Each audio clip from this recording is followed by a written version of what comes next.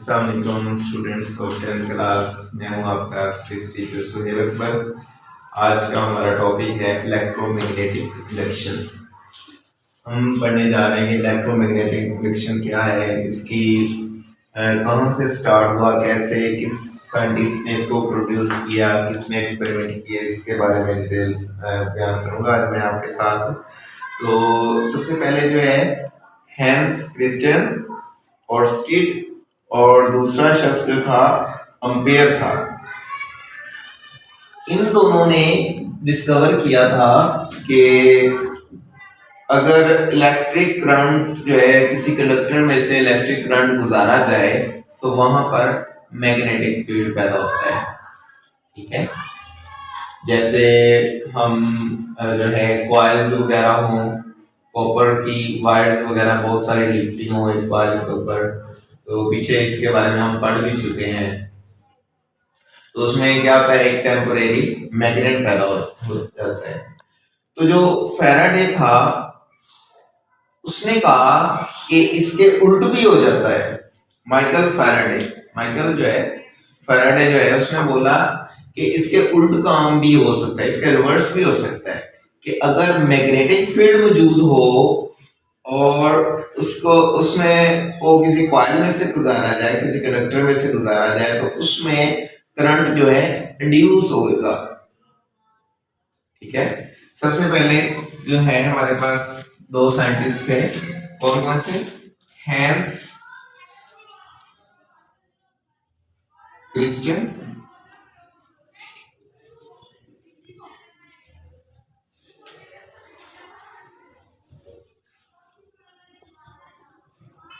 ऑर्स्टिड, OE और ऑर्स्टिड, एक scientist ये था और दूसरा क्या था, दूसरे का नाम क्या था, अम्पेयर था।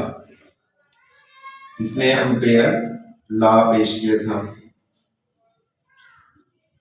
इन दोनों ने, ये दो साइंटिस्ट हैं, इन्होंने क्या किया था, इन्होंने डिस्कवर किया था कि अगर इलेक्ट्रिक करंट जो है किसी कंडक्टर से गुजारा जाए तो वहां पर क्या होता है, मैग्नेटिक फील्ड पैदा हो जाता है, मैग्नेट पैदा हो जाता है। वो जो मैग्नेट पैदा होगा वो परमानेंट होगा, वो टेम्परेरी होगा, क्योंकि जब तक हम जो है करंट पास करते रहेंगे किसी कंडक्टर में से तब तक वहां पर मैग्नेट जो है वो पैदा होता रहेगा।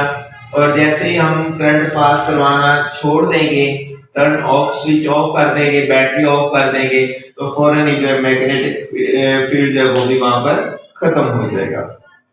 फिर इन दोनों ने हमें जो है करंट से मैग्नेटिक फील्ड पैदा करने का बताया। ठीक है, हम कह सकते हैं प्रोड्यूस्ड मैग्नेटिक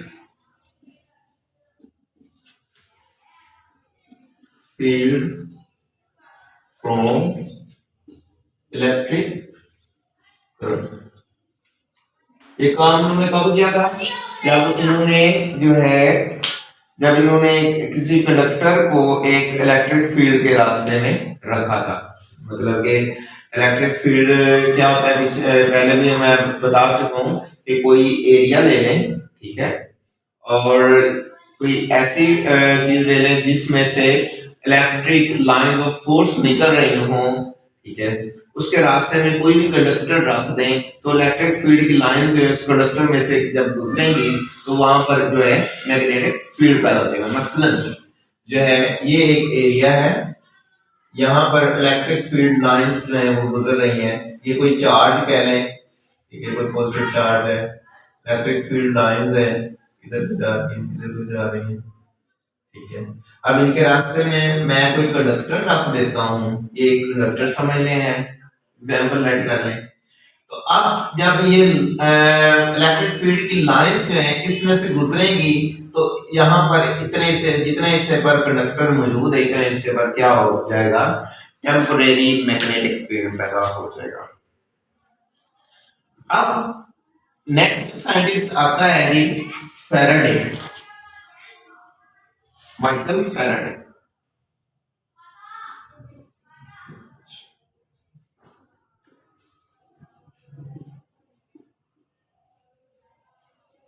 इसने कहा कि इसके उल्ट काम भी हो सकता है।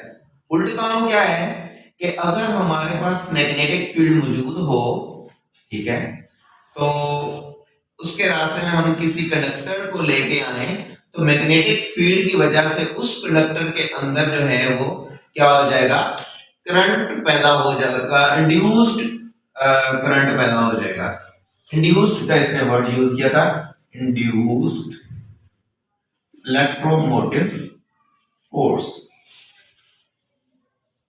तो इलेक्ट्रोमोटिव फोर्स क्या होता है, ई इलेक्ट्रॉन्स है, एम मोशन है, एफ फोर्स है।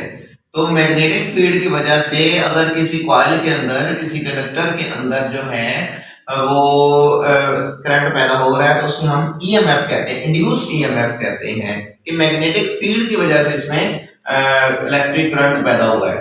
अब आप क्या करें, फर्ज कर लें कि यहां पर मैग्नेटिक फील्ड लाइंस गुजर रही हैं, ठीक है, यहां पर एक सोर्स है, सोर्स में से मैग्नेटिक फील्ड लाइंस गुजर रही हैं। तो क्या करेंगे, अगर अगर हम इनके रास्ते में कोई चीज रख देते हैं, कोई कंडक्टर रख देते हैं, लेकिन शर्त यह है कि कंडक्टर रखना किस तरह से, इस तरह से रखना है वो इन मैग्नेटिक फील्ड लाइंस के साथ परपेंडिकुलर बनाए, ठीक है। जैसे ये एक बुक है, तो यहां से अगर मैग्नेटिक फील्ड लाइंस इस तरफ को गुजर रही हैं, मैं इनके रास्ते में ये बुक रख देता हूं, तो आप जानते हैं कि मैक्सिमम इलेक्ट्रिक फील्ड लाइंस इसमें से पास हो जाएंगी, मैक्सिमम इलेक्ट्रिक फील्ड लाइंस इसमें से पास हो जाएंगी ऐसे।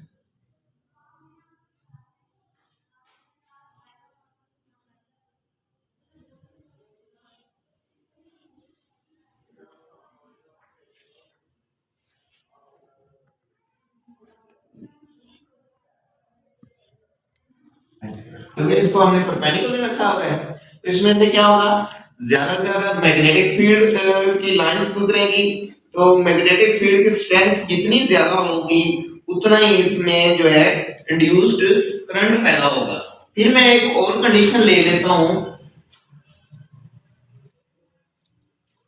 मैग्नेटिक फील्ड लाइंस, यहां पर आप लिख लें magnetic field lines when conductor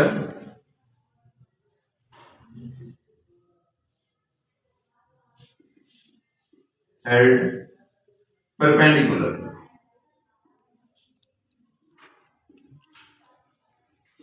magnetic field lines इस वक्त इसमें से पैदा, मैग्नेटिक फील्ड लाइंस कौन सी है, जब इसके दरमियान सामने हम कोई कंडक्टर रखते हैं, परपेंडिकुलर रखते हैं, तो क्या हुआ, यहाँ पर आप देख रहे हैं मैक्सिमम फील्ड लाइंस मैक्सिमम गुजर रही है, तो इसका मतलब है मैक्सिमम इसके अंदर करंट भी इंड्यूस हो जाएगा, इसमें करंट पैदा हो जाएगा, ये कंडक्टर है कोई।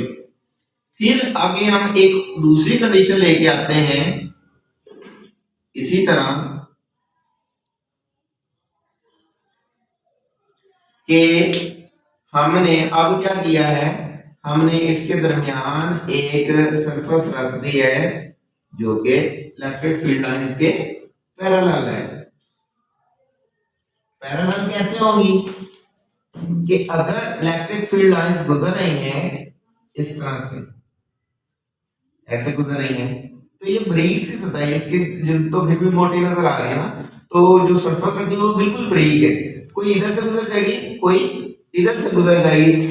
जब इसको हमने पैरेलल रखा हुआ है तो कोई भी इलेक्ट्रिक मैग्नेटिक फील्ड लाइन इसमें से पास नहीं होगी, तो इसलिए यहां पर कोई भी जो है करंट इंड्यूस नहीं होगा, ठीक है। तो यहां पर हम लिख देते हैं मैक्सिमम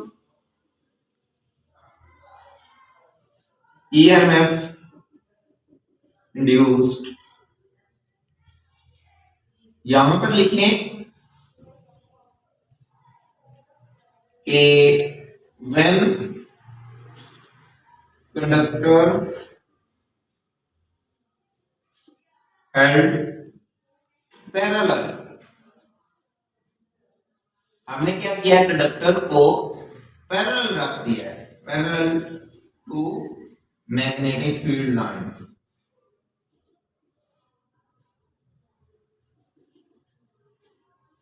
तो क्या होगा, जब हमने इसको पैरेलल रख दिया है, एक्स एक्सिस की डायरेक्शन में रख दिया है कंडक्टर को मैग्नेटिक फील्ड लाइंस के अंदर, तो क्या होगा, no any line pass through it, इसमें से कोई भी लाइन पास नहीं होगी। तो इसका मतलब है यहां पर करंट इंड्यूस्ड नहीं होगा, कोई भी करंट इंड्यूस नहीं होगा। नो एनी करंट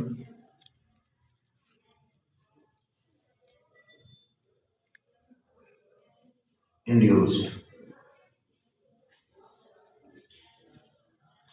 फिर हमने क्या किया, हमने एक परमानेंट मैग्नेट ले लिया। परमानेंट मैग्नेट क्या होता है, उसके दो हिस्से होते हैं, एक साइड के ऊपर साउथ होता है और एक साइड के ऊपर नॉर्थ होता है। तो मैंने क्या किया, एक परमानेंट मैग्नेट ले लिया इस तरह से,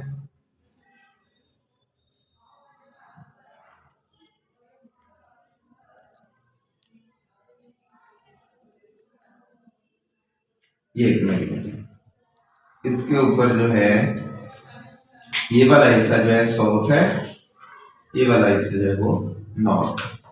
अब आप जानते हैं कि नॉर्थ पोल से जो है लाइन जो है, शुआएं जो है बाहर की तरफ निकलती हैं, ठीक है, चाहे मैग्नेटिक फील्ड हो चाहे इलेक्ट्रिक फील्ड हो। हमेशा इलेक्ट्रिक फील्ड का तो कांसेप्ट इस तरह से होता है ना कि पॉजिटिव पॉइंट से फील्ड लाइंस बाहर निकलती हैं और नेगेटिव साइड पे जो है वो इंटर होती हैं। जैसे हमने पीछे जो है पिछले चैप्टर में भी हमने ये सीखा था कि अगर हम एक प्लस क्यू चार्ज रखते हैं, एक नेगेटिव रखते हैं, तो क्या होता है, पॉजिटिव से लाइंस निकलती हैं और नेगेटिव में इंटर होती हैं।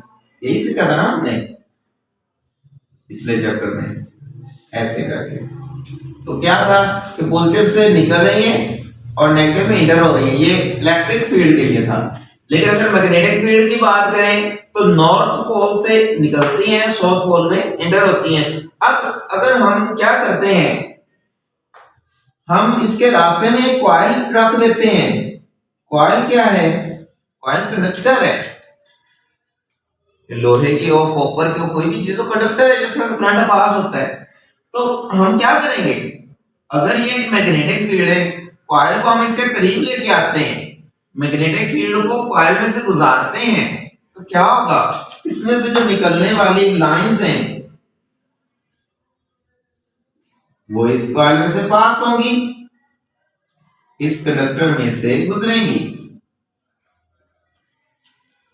तो स्टूडेंट्स, जब मैग्नेटिक फील्ड की लाइंस इस कंडक्टर के अंदर से गुजरेंगी तो क्या होगा, वहां पर करंट इंड्यूस हो जाएगा, करंट पैदा हो जाएगा, ठीक है। जैसे कि फैराडे ने हमें बताया कि हम सारी जो एक्सप्लेनेशन है फैराडे की बता रहे हैं। फैराडे ने क्या कहा है, लेकिन उस एक कंडीशन में उसने कहा है कि क्या होना चाहिए, ये कॉइल जो पड़ी है इसको मसलसल मैग्नेट फील्ड की तरफ आगे पीछे हिलाते रहना है, और मैग्नेटिक फील्ड भी ऐसे बार बार इसके मुसलसल मैग्नेटिक फील्ड या हिलाते रहे, आगे पीछे करते हैं, या इस कॉइल को मैग्नेटिक फील्ड की तरफ आगे पीछे बार बार करते रहेंगे, चेंज करते रहेंगे। चेंजिंग का वर्ड यूज हुआ है, तो चेंजिंग करते रहेंगे तो मैक्सिमम यहाँ पर जो है इलेक्ट्रोमैग्नेट पैदा हो जाएगी।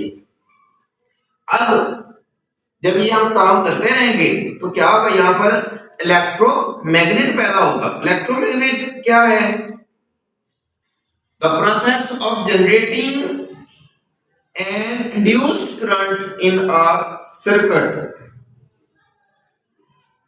Bye changing the number of magnetic lines of force। तो यहां पर इलेक्ट्रोमैग्नेटिक इंडक्शन की डेफिनेशन आ जाती है कि इलेक्ट्रोमैग्नेटिक इंडक्शन क्या है, देखिए जरा, electromagnetic induction.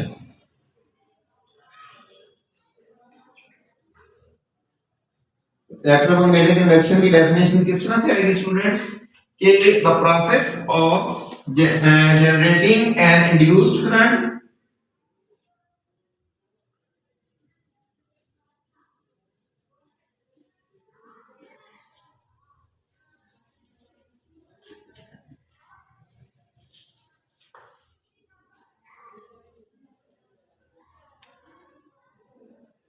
current, the process of generating an induced current in a circuit।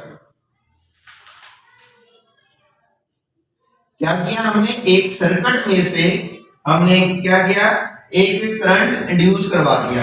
इस तरह से कॉइल में से करवा लें, या आप जो है वैसे कोई सर्किट ले लें, कोई बैटरी ले लें, उसको जो है गैल्वानोमीटर के साथ अटैच कर लें, उसके रास्ते में आप कोई कंडक्टर रख दें, मैग्नेट, उसकी जो वायर है उसको मैग्नेट के दरमियान रख दें, किसी तरह से भी कर सकते हैं, जैसे एक्टिविटीज के ऊपर आपकी बुक के ऊपर दिखाया गया है। तो कह रहे हैं the process of generating an induced current in a circuit, किसी सर्किट के अंदर जब हम जो है ये प्रोसेस पूरा करते हैं मैग्नेटिक फील्ड वाला, तो क्या होता है, induced current in a circuit by changing the number of magnetic lines, by changing the number of magnetic lines of force, number of magnetic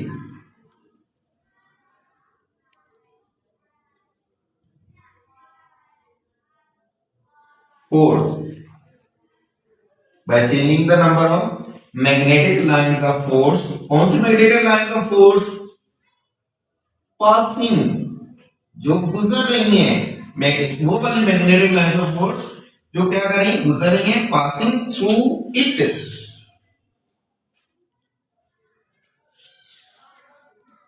जो इसमें से गुजर रही हैं, तो इस अमल को हम क्या कहते हैं, इलेक्ट्रोमैग्नेटिक इंडक्शन कह रहे हैं। अब क्या मतलब है इस बात का, वो कह रहा है कि हम क्या करते हैं, इस मैग्नेट को नॉर्थ पोल वाली साइड से हम कॉइल के अगर करीब आगे पीछे बार बार ऐसे करते हैं, कॉइल को इसके करीब बार बार आगे पीछे करते हैं, तो मैग्नेटिक फील्ड की लाइंस जो हैं वो क्या होंगी, कभी ज्यादा गुजरेंगी, कभी कम गुजरेंगी। इसलिए उसने जो है कहा है by changing the number of magnetic lines of force, तो हम मैग्नेटिक लाइंस ऑफ फोर्स को चेंज करते हैं, कभी कम करते हैं, कभी ज्यादा करते हैं कंडक्टर के अंदर से। तो इस दौरान जो हमारे पास जो चीज पैदा होगी वो क्या होगी, इलेक्ट्रोमैग्नेटिक इंडक्शन पैदा हो जाएगी। तो इसमें अब कुछ चीजें हैं कि कौन से फैक्टर्स हैं जो इंड्यूस्ड इलेक्ट्रोमोटिव फोर्स पैदा करने में के ऊपर इफेक्ट करते हैं। इससे नेक्स्ट जो है छोटा सा पॉइंट है, शॉर्ट क्वेश्चन भी आ सकता है, फैक्टर्स अफेक्टिंग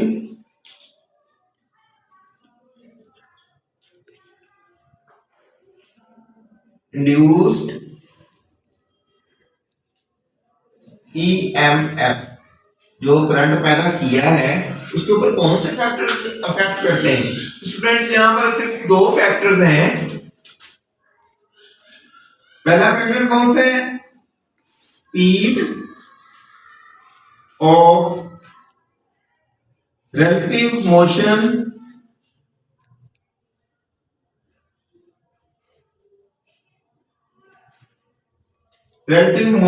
of coil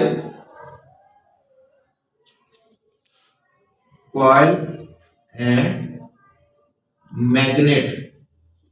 क्या मतलब है इस बात का कि जो कॉइल आपने मैग्नेट फील्ड के साथ रखी हुई है उसकी स्पीड, मैग्नेट की स्पीड और उसकी कॉइल की जितनी ज्यादा स्पीड होगी आगे पीछे होने की, दोनों में से किसी एक को कर ले, मैग्नेट को फिक्स कर ले, इसको आगे पीछे घुमाते रहे, तो कॉइल को फिक्स कर ले, मैग्नेट को आगे पीछे करते रहे, तो जितनी इसकी स्पीड ज्यादा होगी उतना ही क्या होगा, करंट जो इंड्यूस होने वाला करंट है वो उतना ही ज्यादा होगा। नंबर 1 ये आ गया।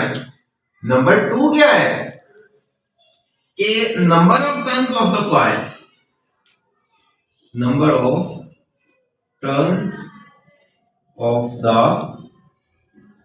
कॉइल, कि ये जो हम कॉइल इस वक्त गुजार रहे हैं इसके अंदर नंबर ऑफ टर्न्स कितनी ज्यादा होगी, जितनी ज्यादा इसके अंदर टर्न्स ज्यादा होगी, जितनी तार ये ज्यादा बार कॉइल की होगी, जितनी बार ज्यादा बार लिपटी होगी, उतना ज्यादा जो है इसमें से करंट पैदा होगा। तो दो फैक्टर हैं कि एक जो है मैग्नेटिक फील्ड, मैग्नेट और कॉइल की मूवमेंट जितनी स्पीड से होगी उतना ही करंट ज्यादा पैदा होगा, और जितनी इसकी कॉइल की टर्न्स ज्यादा होंगी, जितनी इसके अंदर ज्यादा तादाद में वायर्स होगी उतना ज्यादा करंट पैदा होगा। तो ये है स्टूडेंट्स इसके दो फैक्टर्स, और ये थी इसकी सारी एक्सप्लेनेशन। बाकी इसमें एक्टिविटीज जो है वो भी आप कर सकते हैं। अगर आपके पास वायर हो, कोई भी कंडक्टिंग वायर मौजूद हो वो ले लें, उसको साथ आपने गैल्वानोमीटर के साथ अटैच कर लेना है। ये बुक के ऊपर बना हुआ है सारा कुछ, आप यहां से रीड कर सकते हैं इस तरह से। और इसमें आपके पास मैग्नेट होना चाहिए, तो आप अगर वायर को बार बार हिलाएंगे तो जो भी इसके ऊपर जो है चेंजिंग्स वगैरह होंगी वो सारी गैल्वेनोमीटर के ऊपर शो होंगी। तो इस तरह आप खुद से भी इसको करके चेक कर सकते हैं। Thank you so much. Allah Hafiz.